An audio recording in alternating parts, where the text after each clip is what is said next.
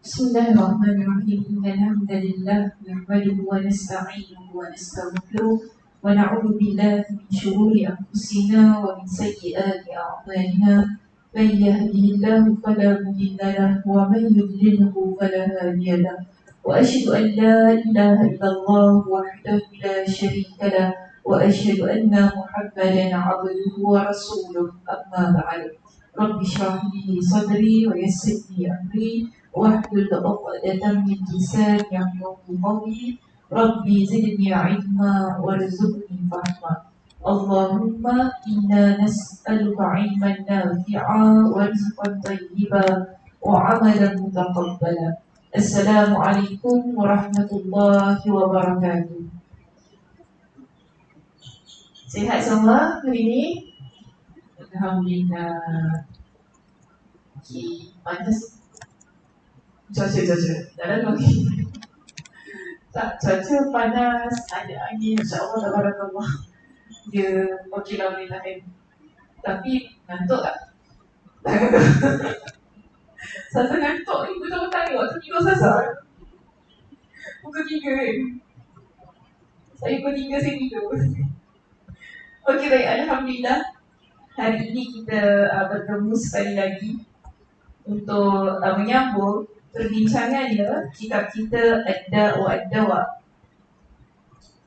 Kita berada di poin kita yang berapa? 15. Betul ya? Okay. 14 ni kita dah ada bincang betul tak? Dah okay. Baik, jadi kita akan masuk ke poin kita yang ke-15. Masih lagi kita membincangkan tentang kesan maksiat, kesan dosa ke atas pelakunya. Dan poin kita yang ke-15 di sini berada di muka surat 144. Ada tak yang lain muka suratnya? 137. Okey. Satu sama ada 144 ataupun 137. Jadi kita berada di poin kita yang ke-15, maksiat mewariskan kehinaan. Maksiat mewariskan kehinaan. Jadi pada poin kita yang ke-15 ini sebenarnya ia adalah sambungan daripada poin kita yang ke-13 dan 14. Poin 13 bincang tentang kehinaan juga kan.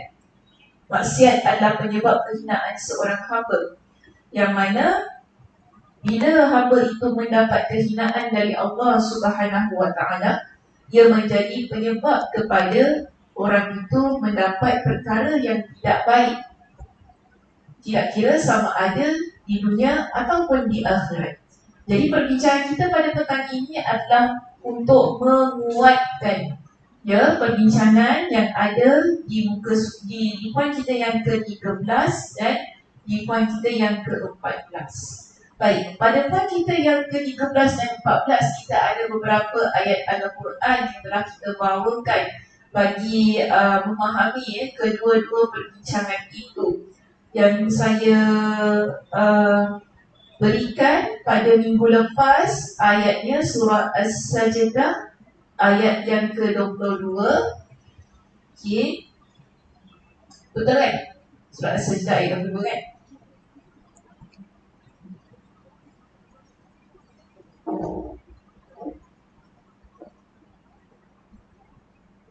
Lagi satu apa? Surah Yunus 78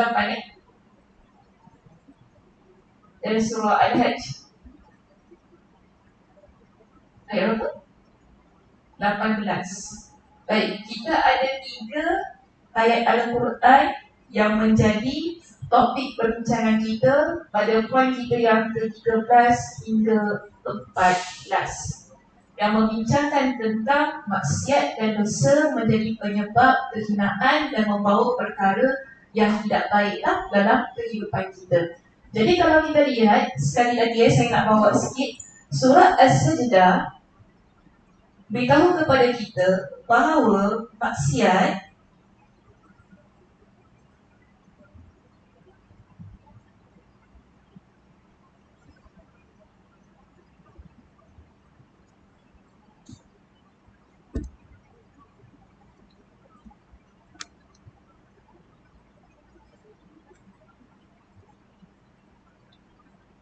maksiat dan dosa atau maksiat atau dosa dalam surah As-Sajdah menunjukkan kepada kita bahawa maksiat dan dosa ini akan menyebabkan kita mendapat balasan. Dosa lalu, apa-apa maksiat yang kita buat, dia akan berikan balasan dosa kepada kita. Surah Yunus menunjukkan kepada kita orang yang melakukan kemaksiatan ialah mereka yang Allah Subhanahu wa Ta'ala masukkan ke dalam neraka.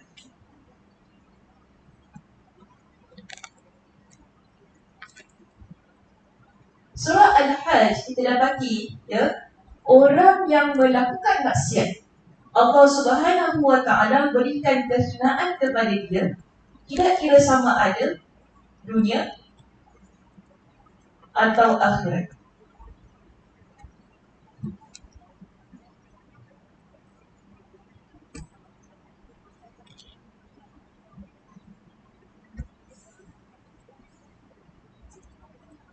Jadi ada tiga perkara yang kalau kita rujuklah satu persatu kan, daripada surah As-Sajdah, surah Yunus, surah Al-Hajj, membuktikan kepada kita bahawa kemaksiatan akan menyebabkan seseorang itu tidak mendapat sebarang keuntungan dalam kehidupan. Dia akan menyebabkan orang itu dapat dosa, Allah masukkan dia ke dalam neraka, bahkan Allah berikan kepada dia dengan kehinaan dunia dan akhirat. Baik. Poin kita yang ke-15 pada petang ini. Disebutkan bahawa orang yang melakukan kemaksiatan itu mereka mewarisi kehinaan.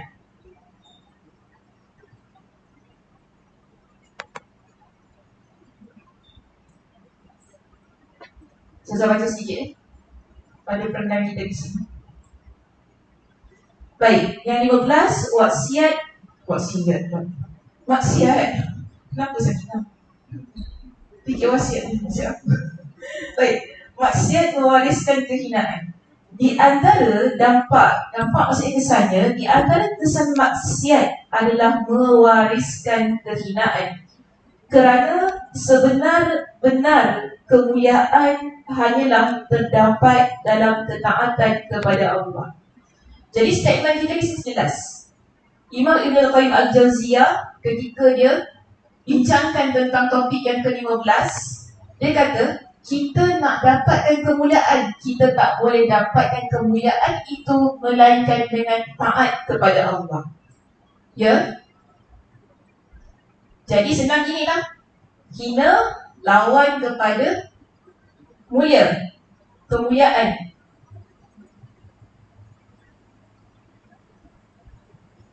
Kita sekarang nak dapatkan kemuliaan,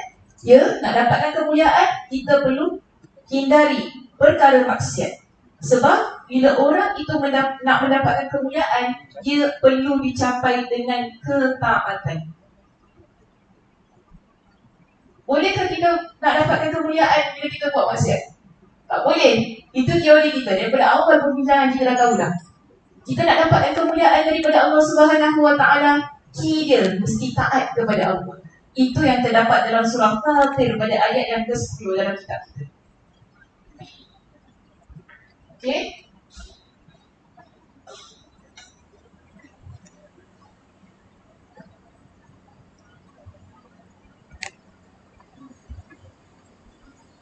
Surah Fatir pada ayat yang ke-10 sebagaimana yang terdapat dalam kitab kita ini.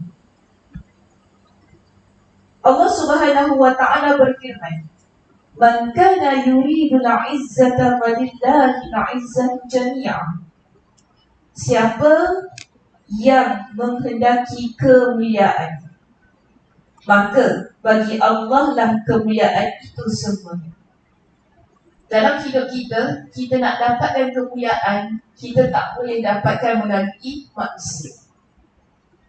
Kalau kita kata boleh, kita memang tak nafikan lah, boleh juga kadang-kadang Tapi kemuliaan yang diberikan oleh Allah itu adalah yang terbaik. Kerana apa? Allah itu memiliki kemuliaan. Jadi kita perlu minta kemuliaan itu daripada Allah Subhanahu wa Ta'ala. Sebab itu dalam ayat ini Allah kata apa? "Walillahil 'izzatu jami'an." maka bagi Allah lah kemuliaan itu semuanya. Kalau kita lihat di bawah pada perenggan yang berikutnya dalam kitab kita, disebutkan begini. Maksudnya, artinya, carilah kemuliaan dengan mentaati Allah. Sebab tu tadi tuan letak kan, kemuliaan nak dapatkan taat pada Allah. Okey? Begitu juga yang dijelaskan kepada kita. Kita nak cari kemuliaan itu bagaimana? Dengan mentaati Allah. Sebab seseorang tidak akan mendapat kemuliaan melainkan dengan ketaatan kepada Allah. Surah Fatir pada ayat yang ke-10 ini, dia panjang ni, dia bukan depan itu saja. Tapi kalau rujuk di bawah tu kan, ada lagi yang Allah Subhanahu wa ta'ala sebutkan berkenaan dengan ayat ini. Iaitu, kalau kita lihat di sini, man kana yuridul izzata falillahi al-izzatu jami'a. Oh, saya lupa. Ada sedikit yang saya nak terangkan pada ayat ini. Baik, sebelum kita masuk kepada perkataan yang berikutnya lah, pada ayat surah Fatir ayat yang ke-10. Di sini saya tulis bahasa Arab.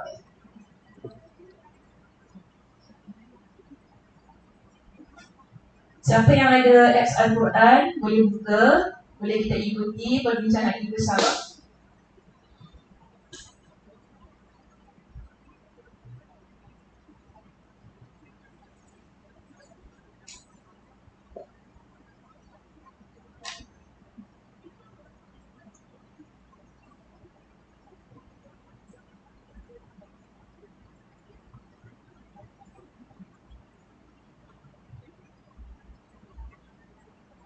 Man kana yuridul izzata falillahi al-izzatu jami'a. Man kana yuridul izzata falillahi al-izzatu jami'a. Okey, surah Fatir ayat yang ke-10, Allah Subhanahu wa ta'ala menyebutkan di dalam ayat ini tentang orang yang mana menginginkan kemuliaan. Sebenarnya ada kisah pada ayat ini. Ini bentuk penafian yang Allah Subhanahu wa ta'ala ingin berikan kepada kita. Kerana pada ayat ini Allah nak beritahu kepada kita kalau nak dapatkan kemuliaan itu, ia perlu dilakukan dengan mentaati Allah. Tak boleh kita melakukan kemaksiatan. Kerana apa? Kalau kita rujuk kepada ayat yang sebelumnya, iaitu ayat yang ke-9 surah Fatir, menceritakan tentang bagaimana orang yang menyembah berhala. Mereka yang tidak beriman kepada Allah Subhanahu wa ta'ala, dan mereka mengharap dengan apa yang mereka lakukan itu, mereka akan mendapatkan kemuliaan.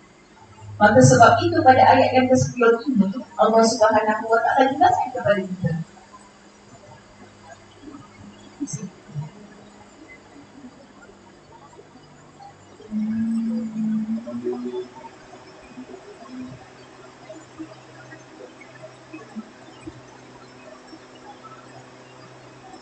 Baik. Sebab itu pada ayat ke-10 ini Allah Subhanahu wa ta'ala menjelaskan kepada kita kalau nak dapatkan kemuliaan itu, okey, kalau nak dapatkan kemuliaan itu, dia mestilah dengan Allah, iaitu dengan menyembah Allah, dengan mentaati Allah Subhanahu wa ta'ala. Ini maksudnya belum.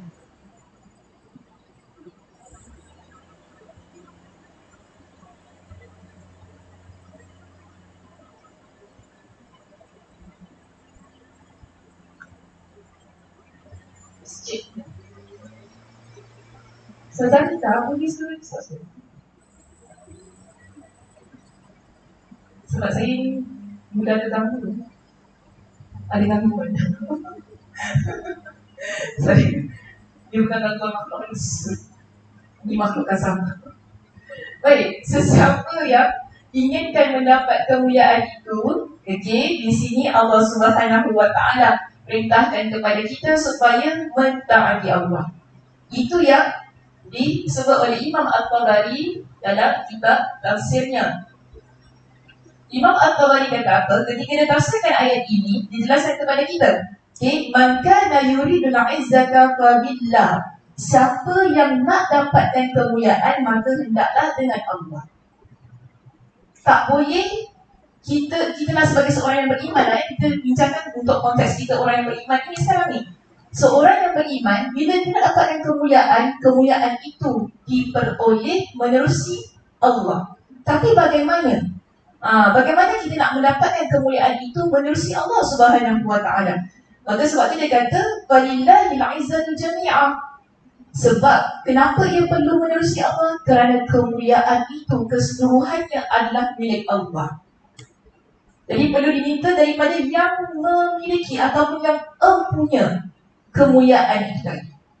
Jadi inilah yang diterangkan oleh Imam At-Tabari. Maka dia kata apa? Kemuliaan, saya ringkaskan daripada apa yang saya baca dalam bahasa Arab tadi. Kemuliaan itu adalah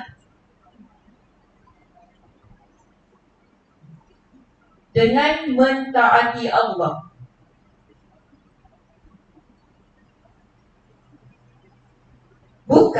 Bukan kita melakukan perkara-perkara yang menduakan Allah. Sebab tadi saya dah tekankan sebelum ayat yang ke-10 ini ada membincangkan tentang penyembahan-penyembahan selain Allah Subhanahu wa taala. Yang mana mereka lakukan perbuatan itu bagi mendapatkan kemuliaan. Tapi di sini Allah kata kalau nak dapatkan kemuliaan bukan dengan menyembah selain Allah. Ia memerlukan kita untuk mendapatkan kemuliaan itu dengan ataupun dari pemilik kemuliaan tersebut, iaitu Allah Subhanahu wa taala. Jadi caranya ialah dengan mentaati Allah Subhanahu wa taala itu tadi. Sebab itu, bila kita rujuk kepada firman Allah yang berikutnya masih lagi pada surah Fatir ayat yang ke-10. Allah kata apa di situ? Ilaihi yas'adul kalimut thayyib wal 'amalus shalih yarfa'u. Allah jelaskan pada ayat ini. Okey. Orang yang dia nakkan kemuliaan tadi kerana Allah, dia perlu mentaati Allah kerana Allah memiliki kemuliaan. Okey, kita jelas tentang hal itu. Bagaimana cara kita nak mendapatkan kemuliaan daripada Allah? Jadi Allah jelaskan yang seterusnya. Ilaihi, pada orang ini dia mesti dia sa'adulkan mutayyib wal 'amalus salih yarfa'u. Maksudnya kepada dia lah, orang ini dia perlu mengangkat kalimat-kalimat yang baik wal 'amalus salih, dan amal salih yarfa'u, yang mana dia akan diangkat. Persoalannya sekarang, apakah yang Allah maksudkan dengan al-kalimut thayyib?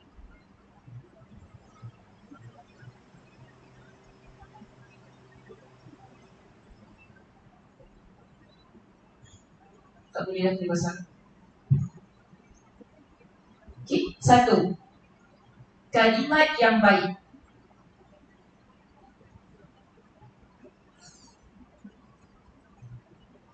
Dua, amal soleh. Ada dua cara yang diberikan kepada kita di sini, okay, untuk menunjukkan bahawa kalau nak dapatkan kemuliaan itu tadi, ia perlu dengan ketaatan. Jadi Allah kata kepada kita, orang yang begini, mereka ni kan akan menaikkan kalimat-kalimat yang baik. Maksud kalimat yang baik dalam konteks perbincangan pada ayat ini, surah Fatir ayat yang ke-10, kalimat baik itu apa?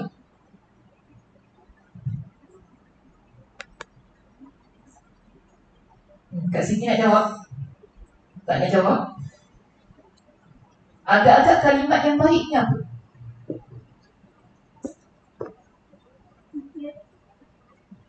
Perkataan yang baik tadi saya macam dengar tadi. Zikir, okey, tadi saya kata perkataan yang baik, zikir, lagi kata-kata yang baik, perkataan yang baik sama, okey, lagi Berkata benar itu adalah perkataan yang baik. Okey, lagi bertasbih, boleh, tak ada masalah. Dia adalah perkataan yang baik, perkataan yang benar. Bertasbih, zikir, zikir, bertasbih masuk pada zikir. Okey, zikir, tasbih masuk pada zikir. Ada lagi yang nak berikan jawapan?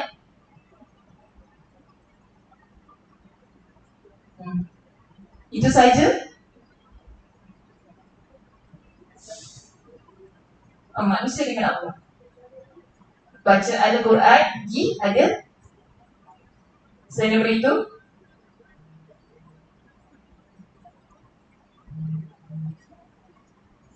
macam mana teka-teki. Apa di sini? Kalimat ayat-ayat. Ayat macam mana? Perkataan.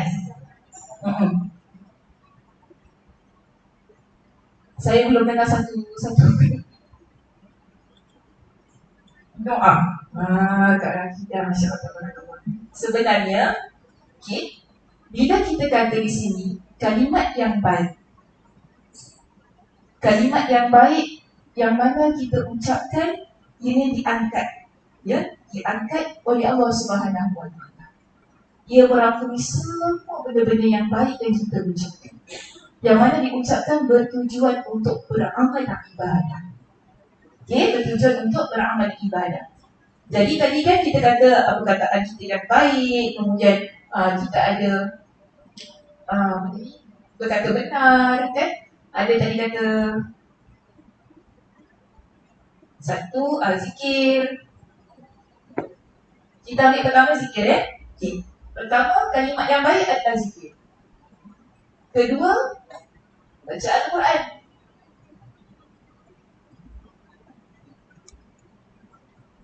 Tiga, doa kita. Jadi ada tiga. Ini yang disebutkan oleh Imam Ibn Kathir rahimahullah dalam kitab tafsir. Ya, saya letak ya namanya di sini.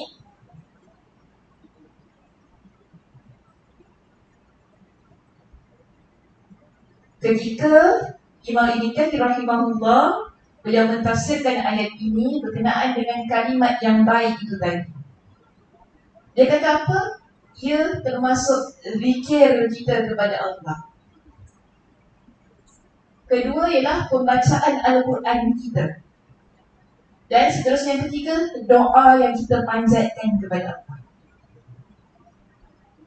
Tadi ada kata perkataan yang baik kan? Boleh juga masukkan. Cuma itu bukan pendapat daripada Imam Ibn Kathir lah.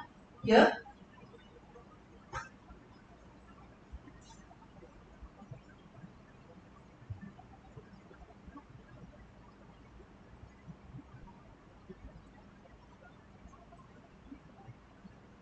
Perkataan yang baik ini juga adalah perintah Allah Subhanahu Wa Taala untuk kita ucapkan. Sebab tadi saya kata apa? Dia adalah ketaatan.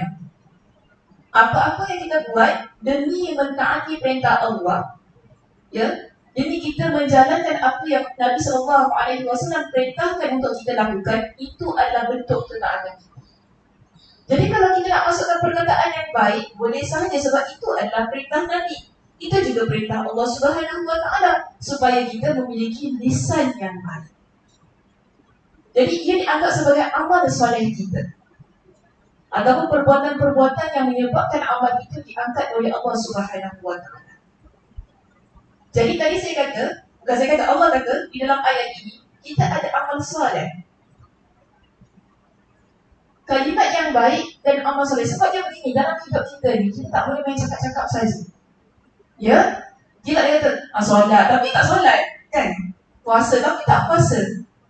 Maknanya kita suruh kita yakin, kita beriman hanya dengan lisan, tak boleh begitu. Maknanya kita yakin, saya beriman kepada Allah, inilah ungkapan yang baik sebenarnya. Kita zikir kepada subhanallah, alhamdulillah, wa la ilaha illallah, wallahu akbar. Itu ungkapan yang baik. Ya, itu amal soleh kita. Tapi kalau kita tak buat yang betul-betul ini, contohnya puasa, bayar zakat, betul-betul berkelakuan soleh baik kepada orang di sekitar kita, ia tak cukup, ia tak komplit. Sebab itu dalam ayat ini Allah gabungkan kedua-duanya. Kalimat yang baik dan bagaimana perbuatan kita, amal soleh kita. Ya, kalimat yang baik dan bagaimana amal soleh kita. Sebab itu di sini disebutkan ya, kepada kita, maaf, bukan di sini. Ini saya masih lagi memetik pendapat Imam Ibn Kathir di sini. Beliau mendatangkan kepada kita dengan satu dalil untuk menunjukkan amal baik kita ini Allah Subhanahu wa taala angkat amal tersebut. Contohnya, ada sebuah hadis yang diriwayatkan oleh Imam Al-Bukhari. Ya, hadis ini diriwayatkan oleh Imam Al-Bukhari. Nabi SAW menceritakan kepada kita tentang malaikat yang menjaga dan mengawasi kita. Nabi kata apa pada hadis ini? Nabi sebutkan begini: yata'aqabuna fiikum malaikatun bil-laili wa malaikatun bin-nahar. Ada malaikat yang mengawasi kalian, iaitu kita manusia. Ya, ada malaikat yang mengawasi kalian, dan malaikat itu ada malaikat yang silih berganti malam dan siang. Mereka ni ada kumpulan, ada shift. Malaikatnya ada banyak ya, jumlahnya banyak sekali. Jadi para malaikat ni dia ada shift. Ada shift malam, ada shift siang. Gitu. Kemudian Nabi kata apa? Wa yajtami'una fi salatil 'asri wa salatil fajr. Malaikat-malaikat ini mereka bergabung, mereka berkumpul pada waktu solat asar dan juga pada waktu solat fajar. Solat fajar solat apa? Solat subuh. Okey, kemudian mereka ini Nabi kata summa ya'rujul ladina batu fiikum. Kemudian sebahagian daripada mereka, iaitu malaikat yang menjaga pada waktu malam itu kan, mereka ni ada yang naik. Ini kita kata amalan yang naik tu tadi. Okey, mereka ini naik menghadap Allah Subhanahu wa taala dan Allah tanya kepada mereka. Sedangkan Allah itu maha mengetahui. Bukan kita kata, Allah tak tahu ke? Allah tu maha mengetahui. Tapi Allah tanya tentang tugas yang mereka lakukan. Jadi Allah tanya dengan satu soalan lagi. Kaifa taraktum ibadi? Bagaimana kalian tinggalkan hamba aku? Maknanya Allah tanya tadi, tinggalkan si Sakinah tu macam mana keadaannya? Dia tengah buat apa? Itu Allah tanya kepada malaikat api itu keadaannya. Jadi apa malaikat dia kata? Taraknahum wa hum yusalluna wa atainahum wa hum yusallun. Kami tinggalkan dia dalam keadaan dia sedang solat. Dan kami juga datang kepada dia. Dan tadi saya sebutkan dalam hadis ini, Nabi sebutkan yang shift kan, satu malam, satu siang. Jadi kumpulan malaikat yang malam tidak balik, kumpulan yang waktu pagi siang tu pula datang. Begitu kan? So mereka bila tukar shift tu, mereka kata kepada Allah, setiap kali kami tinggalkan dia dalam keadaan solat. Setiap kali kami datang nak mengawasi dia dalam keadaan solat juga. Jadi ini dalil menunjukkan bahawa amalan kita itu dia angkat sampai kepada Allah Subhanahu wa taala. Ya. Dan kita tak nafikan bahawa banyak hadis-hadis Nabi SAW yang menunjukkan bahawa zikir kita yang kita ucapkan kepada Allah, zikir itu naik. Yang kita ucapkan itu naik kepada Allah Subhanahu wa taala. Contoh dalam sebuah hadis yang lain, ya, hadis yang diriwayatkan oleh Imam Ibn Majah, yang mana Nabi SAW ada menyebutkan bahawa bila seseorang itu dia melantunkan zikir, iaitu zikir tasbih mereka, tahlil mereka, tahmid mereka. Tasbih maknanya apa? Subhanallah. Kita lantunkan tasbih Subhanallah. Kemudian ada tahlil. Tahlil bukan.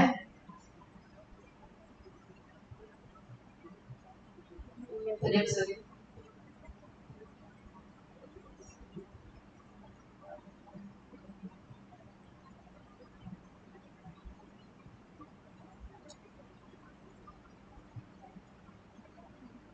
Tasbih tadi apa?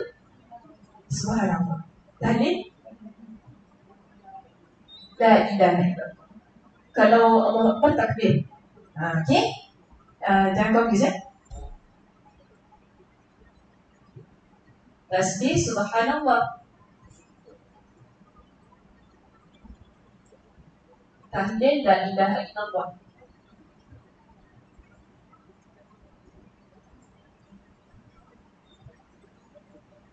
Tahmid alhamdulillah.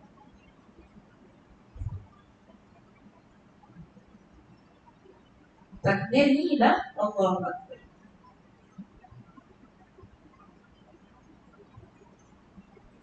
Baik, dalam hadis yang diriwayatkan oleh Imam Ibn Majah dengan sanad yang sahih, Nabi SAW menceritakan kepada kita lantunan tasbih kita, tahlil kita, tahmid kita. Bagi saya ini contoh yang Nabi berikan. Maknanya dia tak terhad kepada tahlil, tasbih dan juga tahmid. Maknanya zikir kita kepada Allah Subhanahu Wa Taala. Nabi kata apa? Zikir ini, tasbih, tahlil dengan tahmid, mereka ni akan mengelilingi arsy Allah. Mengelilingi arsy Allah sambil melantunkan nama orang yang menyebutkan mereka. Begitu keadaan.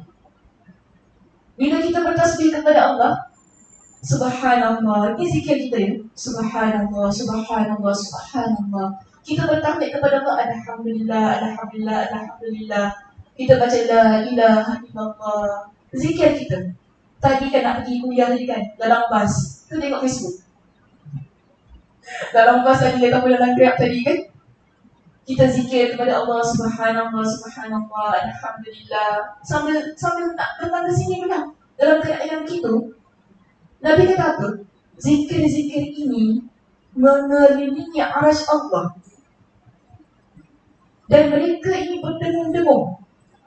Berdengung tu bukan bunyinya macam bunyi lebah. Tapi bunyi lebah itu, kenapa bunyi sedikit? Sebab dia melantunkan nama orang yang mengucapkan. Itu keadaan. Sampai bunyi bising. Sebab bukan kita seorang kan yang bertasbih kepada Allah, yang bertahmid kepada Allah. Ramai orang. Satu dunia ni bukan kita saja. Jin. Kan? Jin pun bertasbih kepada Allah. Sebab jin tu macam kita. Ada dua keadaannya. Yang saleh, yang munafik. Jin tu ada yang beriman kepada Allah. Jadi kalau jin yang beriman kepada Allah, pasti mereka mengamalkan zikir, ketaatan mereka kepada Allah. Begitu keadaannya. Maknanya bukan kita. Umat manusia bukan kita sahaja. Sebab tu bunyi dengungannya. Tapi bunyi dengungan itu bukan bising yang saja-saja. Kerana ia menyebutkan nama orang yang melantunkan tasbih, tahlil dan tahmid. Dan Nabi tanya kepada para sahabat, bukankah kita suka kalau orang selalu sebut-sebut dengan kita? Kan? Maknanya ada bentuk kecintaan itu. Kalau orang sebut-sebut nama kita, sebut Liza, kita rasa apa kalau orang sebut nama Liza? Nanti rasa angkat sikit tak? Nak betul tak? Dia selalu sebut nama kita lah. Kita rasa happy betul tak? Maknanya saya tak acknowledge kita, saya tak kenal kita, saya tahu kita, itu keadaannya. Jadi sekarang kita nak dapatkan kemuliaan Allah Subhanahu Wa Taala. Saya nak balik pada topik kita. Kita sekarang ni struggle tau. Kita nak dapatkan kemuliaan Allah, bukan struggle nak dapatkan kemuliaan manusia. Ingat. Ya, kemuliaan manusia kita boleh dapat. Kita buat apa saja kita boleh dapat. Tapi nak dapatkan kemuliaan Allah Subhanahu Wa Taala, kita adalah perjuangan. Perjuangan dengan ketaatan kita, amal soleh kita. Kerana ketaatan itu diangkat oleh Allah Subhanahu Wa Taala yang menyebabkan ia dekat dengan Allah Subhanahu Wa Taala. Antara contoh yang diberikan ialah Nabi SAW berikan kepada kita zikir kita tu tadi. Ini baru zikir. Dan benar kita dengar kenapa Nabi SAW berpuasa pada Isnin dan Khamis. Kerana amalan diangkat pada hari Isnin dan hari Khamis. Amalan kita dibentangkan pada hari itu. Nabi kata apa dalam hadis tersebut? Dan aku suka apabila amalan aku dibentangkan di hadapan Allah dalam keadaan aku berpuasa. Maknanya bukan amalan zikir kita sahaja yang akan diangkat.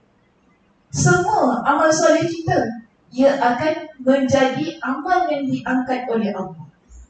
Dalam hadis riwayat Imam Al-Bukhari, sekali lagi Nabi SAW tekankan, yang diangkat tidaklah yang diangkat melainkan amalan kita yang baik, yang Allah terima dengan tangan kanannya, kerana itu adalah amal soleh kita.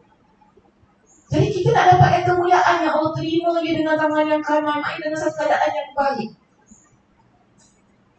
Nama ni disebut di sekeliling arasy Allah. Ya? Di sekeliling arasy Allah, tempat yang paling dekat dengan Allah ni. Maknanya kita juga dekatlah bila nama kita disebutkan di sekeliling arasy itu secara benar kuat dan sebagainya, bermakna dekatkan kita dengan Allah Subhanahu Wa Taala. Jadi begitu caranya nak mendapatkan kemuliaan Allah. Mengekalkan diri kita dalam keadaan yang beramal soleh. Terus-terusan dalam keadaan ketaatan. Apa yang kita boleh usahakan untuk taat kepada Allah, taatlah kita kepada Allah. Yang wajib tu dah memang, of course kita buat tak? Yang wajib tu memang kita solat 5 waktu, kan, puasa di bulan Ramadan ini wajib. Bayar zakat kita itu wajib. Tapi jangan kita hanya berpadu dengan wajib-wajib sahaja. Ya, bila kita ada ruang, kita ada peluang, dekatkan lagi diri kita kepada Allah dengan amalan sunnat kita. Sebab apa? Dalam sebuah hadis kursi, Nabi SAW menyebutkan dalam hadis itu yang mana Allah Subhanahu Wa Taala berfirman, Allah kata apa? Tidaklah hamba aku itu bila dia mendekatkan dirinya kepada aku dengan amalan-amalan nawafil. Nawafil maksudnya amalan sunat kita, sehingga aku cinta kepada dia. Kemuliaan yang kita dambakan dalam hidup ini, dia diperoleh dengan ketaatan. Hamba yang taat kepada Allah, Allah cintakan dia. Orang yang kita cintai, pasti kita akan muliakan dia. Berbeza dengan orang yang hina itu tadi. Sebab itu, cuba lihat pada surah yang sama, ayat yang sama. Surah Fatir pada ayat yang ke-10 itu tadi. Allah kata apa seterusnya? Walladzina yamkuruna as-sayyi'at. Ya, walladzina yamkuruna as-sayyi'at lahum 'adzabun syadid. Tapi sebaliknya, mereka yang plan nak buat perkara-perkara jahat, dia rancang nak buat hal maksiat. Ini belum buat lagi, baru rancang ni. Okey, baru rancang ni. Dia rancang, dia plan nak buat maksiat. Apa kata Allah? Lahum 'adzabun syadid. Untuk orang itu tadi, dia tak dapat kemuliaan, dia tak dapatkan kecintaan Allah, tapi yang dia dapat adalah azab Allah yang pedih. Begitu keadaan orang yang hina di sisi Allah Subhanahu Wa Taala. Sebab itu yang muslimah, bila kita rujuk dalam surah Al-Munafiqun pada ayat yang ke-8, apa kata Allah? Walillahil 'izzah. Kita masih lagi, ya, nak bincang tentang kemuliaan itu tadi. Surah Al-Munafiqun ayat yang ke-8.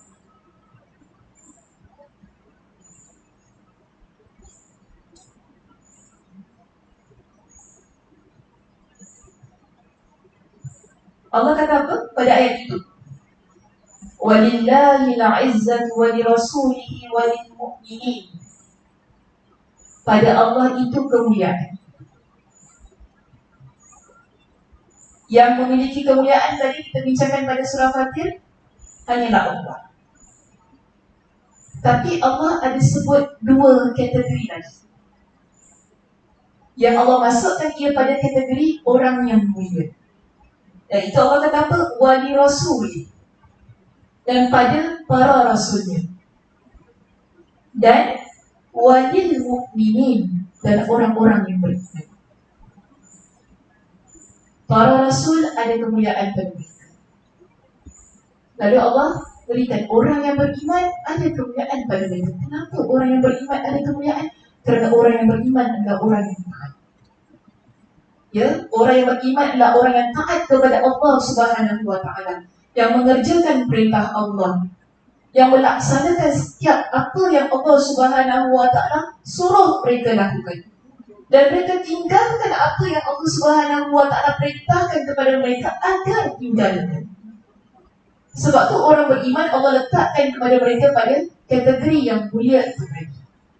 Tapi Allah kata di sini, walakinnal munafiqina la yafqahun. Tapi orang yang munafik, mereka sangka diri mereka mulia. Kan? Orang munafik mereka sangka diri mereka mulia, tapi mereka tak sedar bahawa mereka tu tak mulia. Mereka menganggap diri mereka mulia, mereka memandang remeh, mereka memandang hina kepada orang yang beriman. Dan itu yang berlaku ketika di Madinah pada masa itu. Orang yang munafik, mereka memandang orang yang beriman ini sebagai orang yang hina. Mereka rasa diri mereka hebat. Di sini Allah kata, orang munafik itu tak tahu, padahal dia yang hina, bukan orang yang beriman. Dalam ayat ini secara jelas Allah letakkan dalam surah Al-Munafiqun, ayat yang menceritakan atau surah yang menceritakan tentang orang munafik. Orang munafik yang tak sedar diri itu tadi, ya, mereka anggap diri mereka mulia, padahal yang mulia itu, kemuliaan itu hanya ada pada Allah, hanya ada pada para rasul dan juga orang-orang yang beriman. Takkan sesekali kemuliaan itu Allah berikan kepada orang yang munafik. Sebab orang yang munafik ni dia action saja beriman kepada Allah, pura-pura beriman, tapi dalam hati mereka tidak ada keimanan. Mereka hanya menzahirkan diri mereka sebagai seorang yang salat, beriman, yang sekuat Nabi, kan, yang keluar berperang, tapi dalam hati mereka tidak. Sebab itu tak ada pun Allah nak letakkan orang yang mulia ini sebagai masuk pada orang munafik ini dalam kategori orang yang mendapat kemuliaan Allah Subhanahu Wa Taala. Okey, baik. Seterusnya ya, kita lihat dalam kitab kita di sini, masuk ya pada dalam kitab tu.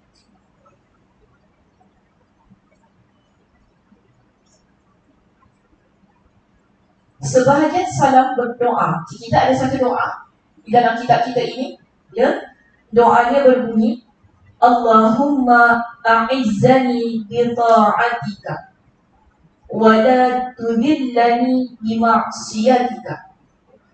Ya Allah, muliakanlah aku dengan mentaatimu dan jangan hinakan aku dengan menderhakaimu. Doa ini bukan doa daripada Nabi ya, jangan confuse. Jelas diletak di situ sebahagian salaf berdoa. Maknanya bukan doa yang Nabi baca, tapi tak salah kita baca. Okey, tak salah. Maknanya baik di situ kan. Di sebahagian salaf mereka banyak berdoa, minta kepada Allah Subhanahu Wa Taala agar mereka ini mulia. Kenapa mereka mulia? Dengan mentaati Allah, dengan mentaati. Dan jangan hinakan, minta pada Allah jangan letakkan kita pada tempat yang hina dengan melakukan kemaksiatan-kemaksiatan. Jadi ini antara usaha yang dilakukan oleh para ulama, ya, supaya diri mereka sentiasa dekat dengan Allah Subhanahu Wa Taala. Mereka minta kepada Allah Subhanahu Wa Taala agar berikan kepada mereka dengan kemuliaan itu dengan cara mentaati Allah. Kerana begini ya, hidup kita, bila kita dapat kemuliaan kita boleh definisikan dengan pelbagai maksud lah. Ya, orang suka kita, orang rasa senang dengan kita, itu antara bentuk kemuliaan yang ada pada dalam kehidupan kita. Kebahagiaan, kesenangan, dari sudut ekonomi kita, financial kita, ini semua bentuk-bentuk kemuliaan yang ada dalam diri seseorang. Kan? Walaupun kita kata kita tak kaya, tak ada duit, tapi hati kita bahagia, kita rasa Alhamdulillah hidup kita cukup. Begitu keadaannya. Namun kemuliaan-kemuliaan itu tadi, kalau kita peroleh dengan cara tidak mentaati Allah, kita kaya tapi dengan cara makan rasuah contohnya, kan? Kaya dengan cara mencuri, kaya dengan ambil harta orang lain, makan harta anak yatim. Ini boleh saja kita kaya. Orang akan pandang kita sebagai orang yang hebat. Ataupun kita dapat satu jawatan. Kenapa kita dapat jawatan tu? Oh, sebab kita fitnah kawan kita. Contohlah ya, kan satu office, fitnah kawan kita sebab kita nak dapat that position contohnya lah kan. Kita dapat, orang pandang kita. Tapi adakah itu betul-betul kemuliaan yang kita cari? Orang yang beriman, mereka tak buat perkara-perkara yang sedemikian. Kerana apa? Orang yang beriman adalah orang yang taat kepada Allah. Mereka akan tinggalkan perkara-perkara yang boleh menyebabkan mereka masuk ke dalam neraka Allah Subhanahu Wa Taala. Jadi sebab itu mereka usaha. Tak apalah, kita tak dapat apa yang kita hendak ni, tak ada masalah. Yang penting kita dapat pandangan Allah Subhanahu Wa Taala. Kalau kita nak dapat pun sekalipun, benda yang kita nak kerjakan itu biar kita dapat dengan cara yang mulia, dapat dengan cara yang terhormat. Begitu keadaannya. Bukan dengan menikam kawan kita, tikam belakang lah ya, kan, backstab lah kan, tikam belakang, mengkhianati kawan kita, memfitnah, batu api kan. Kita buat macam-macam, cakap macam-macam sebab supaya orang suka, orang benci pada dia, orang suka kepada diri kita. Ini adalah perkara-perkara yang mungkin kalau kita buat, saya kata mungkin kita akan dapat kemuliaan. Tapi hanya pada pandangan mata manusia, tidak pada pandangan Allah Subhanahu Wa Taala. Sedangkan orang yang beriman yang mereka kejar dalam hidup mereka ialah pandangan Allah Subhanahu Wa Taala. Kerana memang orang kalau dah dapat pandangan Allah Subhanahu Wa Taala, manusia di sekitarnya juga akan melihat dia dengan pandangan yang terhormat juga. Begitu keadaan hidup kita ni. Sebab kadang-kadang kita tak sedar, kita buat satu perkara macam yang saya sebutkan pada minggu lepas, kita nak sangat benda tu, kita ikut kepada perasaan kita, kita ikut kepada hawa nafsu kita, yang akhirnya kita dengan suka hati kita boleh memijak maruah orang lain. Sedangkan itu tidak dibenarkan dalam agama kita. Orang yang beriman tidak melakukan hal-hal yang sedemikian.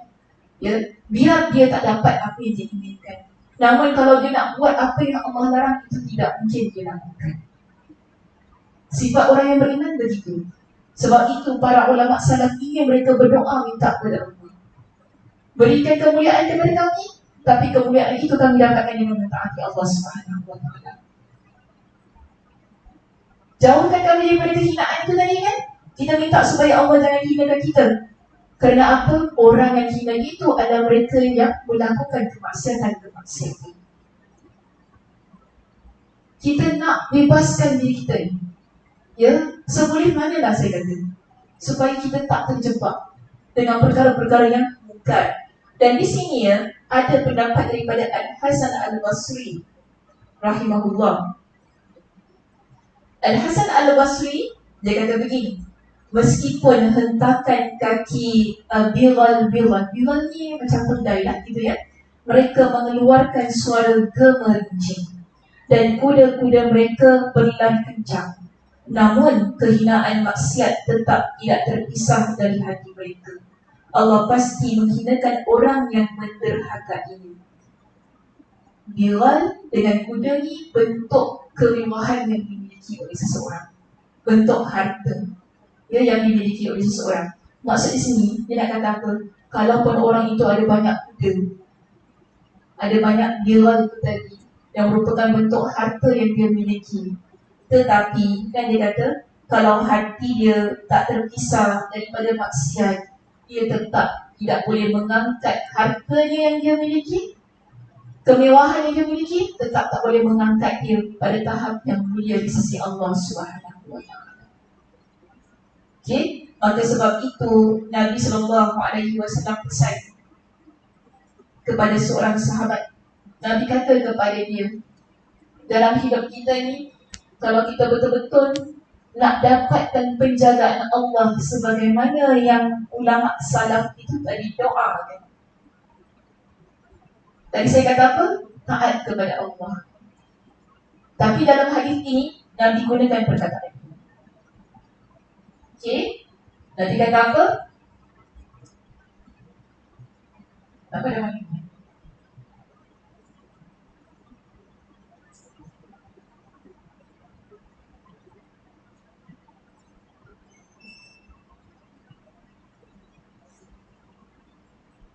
Hadis ini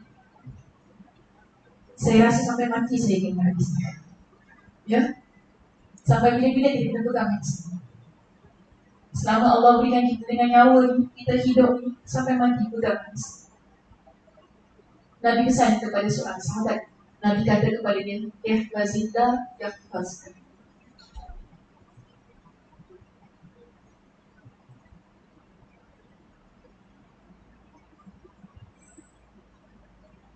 Kita nak Allah jaga kita, sentiasa taat kepada Allah tu tadi kan. Ihfazillah, kita kena jaga Allah Subhanahu Wa Taala. Maksud jaga Allah Subhanahu Wa Taala ni ialah dengan mentaati perintah Allah, meninggalkan larangan Allah Subhanahu Wa Taala. Itu maknanya kita jaga Allah. Bukan kita jaga Allah, kita jaga anak kita, bukan itu kan? Tapi maksudnya kita jaga setiap apa yang telah ditetapkan pada diri kita tentang hukum hakam syariat, halal, haram. Kita jaga semua itu. Itu maknanya kita jaga Allah Subhanahu Wa Taala. Orang yang menjaga semuanya itu tadi, kan? Menjaga syariatnya, yang dia junjung syariat itu di atas kepalanya. Betul-betul dia ikut, betul-betul dia jaga, taat kepada Allah, tinggalkan kemaksiatan. Orang yang begini, Allah kata apa? Nabi kata apa? Yahfazka. Allah akan jaga kamu.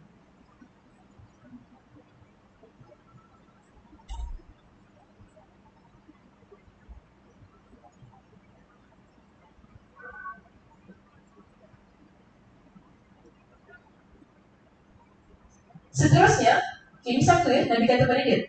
Seterusnya, Nabi masih lagi menekankan tentang perintah baginda supaya ihfazillah. Ya, Nabi kata kepada dia, ihfazillah. Sekali lagi dia kata, jagalah Allah. Nabi pesan kepada dia, kenapa? Engkau akan dapati Allah di hadapan engkau. Okey?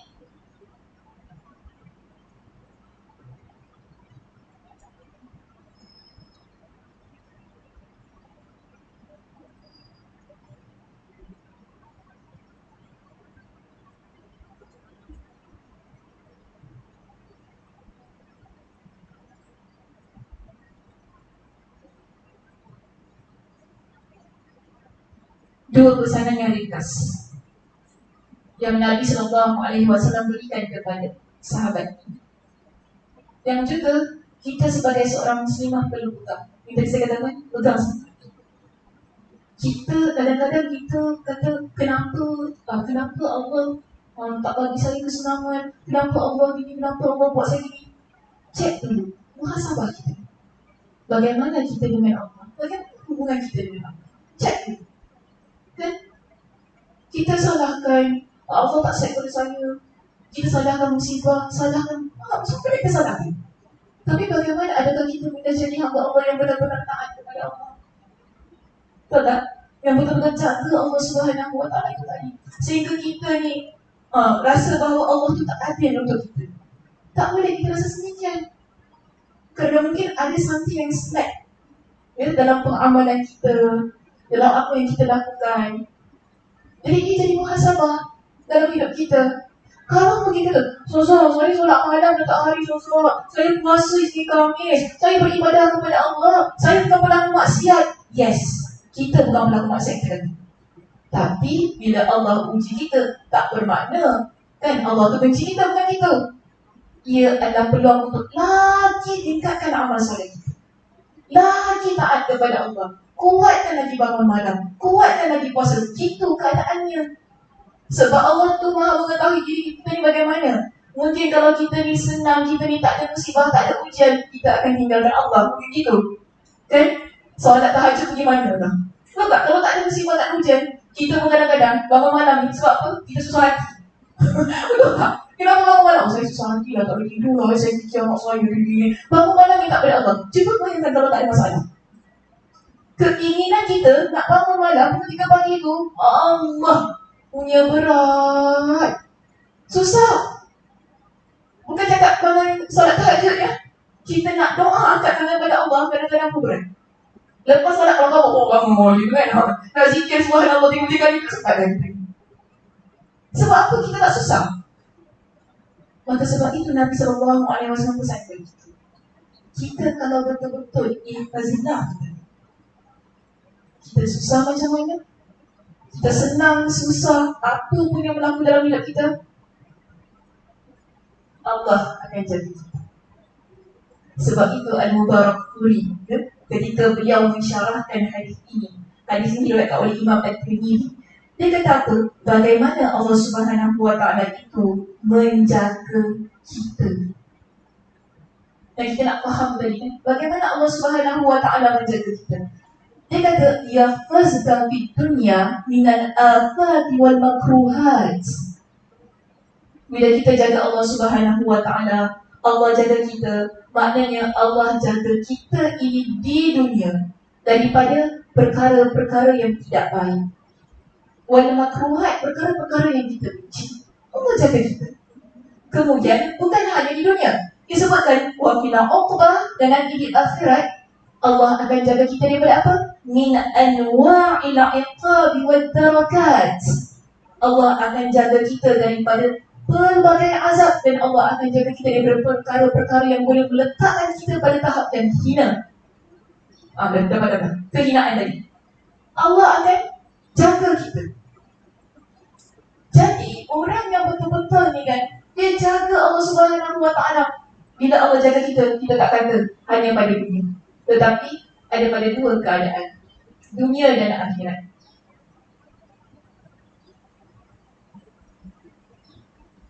Okey, dunia dan akhirat. Di dunia Allah Subhanahu Wa Taala jaga kita daripada sebarang perkara-perkara kan, musibah, bencana. Kemudian Allah Subhanahu Wa Taala jaga kita daripada perkara-perkara yang kita tak suka, yang kita benci, perkara yang tak baik lah senang kata.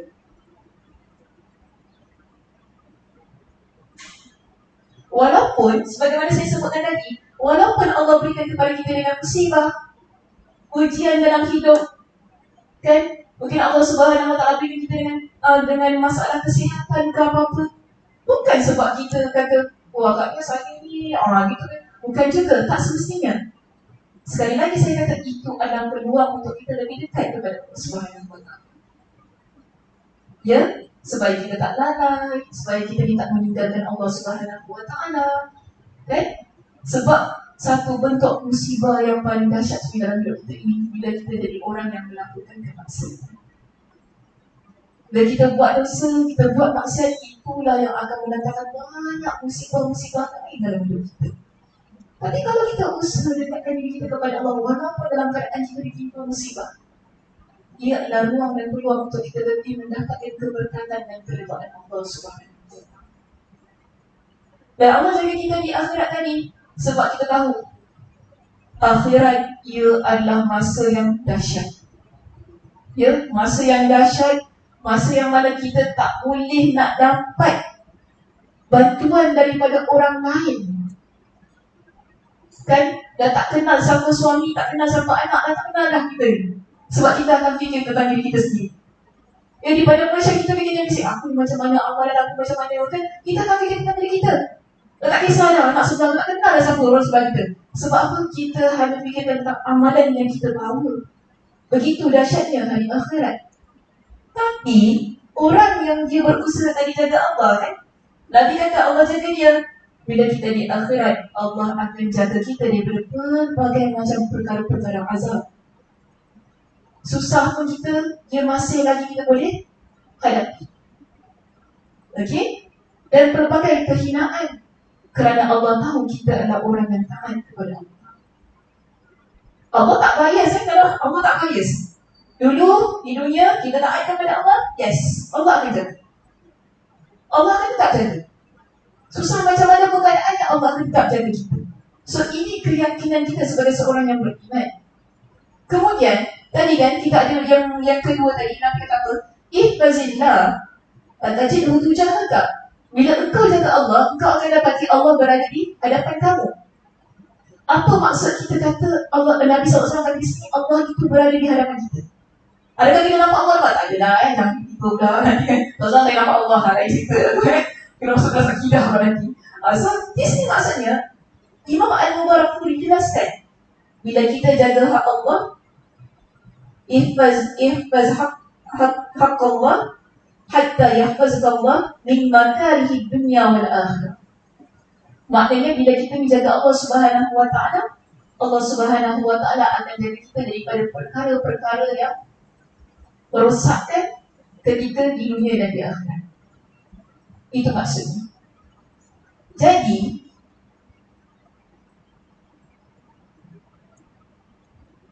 saya setuju.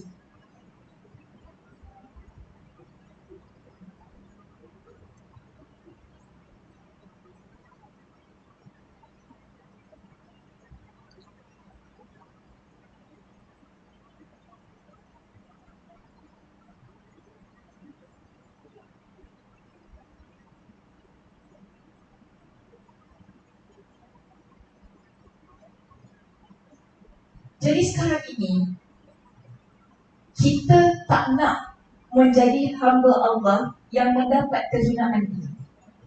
Kita nak dapatkan kemuliaan daripada Allah Subhanahu Wa Taala. Ya, satu yang kita faham daripada perbincangan kita pada petang ini, orang yang melakukan kemaksiatan dia akan dapat kehinaan. Maksudnya mewariskan kehinaan dan maknanya tidak akan bawa sampai ke akhirat. Itu maknanya. Tapi kita sekarang nak delete kehinaan tadi. Saya dah delete apa? Okey, tak payah tulis. Kita sekarang nak hapuskan kehinaan tersebut. Sebenarnya mudah. Taat kepada Allah. Itu sahaja. Taat kepada Allah, dekatkan diri kita kepada Allah, buat perkara-perkara yang Allah sendiri sebutkan tadi untuk mencapaikan kemuliaan pada surah Fatir ayat yang ke-10. Allah bagi kita guide tu sekarang. Ya, baca Al-Quran Al-Karim, Allah sebut sesuatu, Allah tak biarkan begitu saja. Kalau betul-betul kita baca Al-Quran, kita akan tahu bila Allah kata tinggalkan perkara ini, Allah bagi kita dengan solusi. Sama baca surah Fatir ayat ke-10 ini, Allah kata apa? Kemuliaan itu hanya milik Allah. Tapi macam mana kita nak dapatkan kemuliaan dunia dan akhirat? Allah beritahu kepada kita kalimat yang baik dan amal soleh. Kesimpulannya, perkataan yang menyeluruh semuanya, ketaatan, habis. Buat ketaatan kepada Allah, insya-Allah kemuliaan itu akan menjadi milik kita. Okey? Baik, itu saja perbincangan kita pada petang ini. Ada apa-apa soalan yang ingin ditanyakan?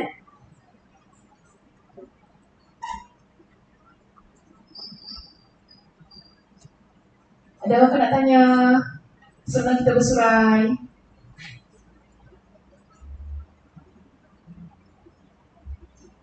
Ada kemusykilan ke, ada yang tak dapat tangkap. Tak dapat tangkap, tak tangkap lagi, tak tangkap lagi. Tak tangkap lagi. Yes, silakan.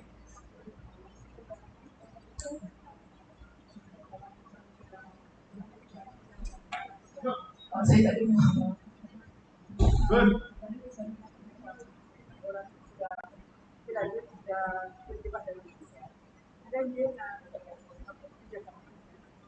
Dia nak menjaga Allah. Okay. Ya, betul. Yang boleh saya faham ialah kalau orang tu dia ada buat salah, yang mana menyebabkan dia dapat kehinaan, kan? Kemudian sekarang dia nak balik. Apa yang perlu buat? Yes, taubat terlebih dahulu. Okey, taubat kepada Allah Subhanahu Wa Taala dengan syarat-syarat taubat yang ada kita bincangkan, barulah bersih diri dia daripada sebarang dosa kita, kembali kepada keadaan fitrah semula. Yang penting kita buat dosa, mesti taubat. Baru dia akan balik kepada asal. Begitu keadaannya. Boleh? Ada soalan yang lain? Ada? Tak ada. Oh, cerita kat kening lah. Tak salah. Okey, baik. Kalau tak ada soalan, terima kasih di atas perhatiannya. Mudah-mudahan ya, apa yang kita bincangkan pada petang ini mendapat manfaat dan dapat kita sama-sama istiqamah beramal soleh untuk mendapatkan kemuliaan dan kecintaan Allah Subhanahu Wa Taala. Baik, saya tutup dengan tasbih kafarah. Subhanakallahumma wa bihamdika asyhadu an la ilaha illa anta astaghfiruka wa atubu ilaik. Assalamualaikum warahmatullahi wabarakatuh.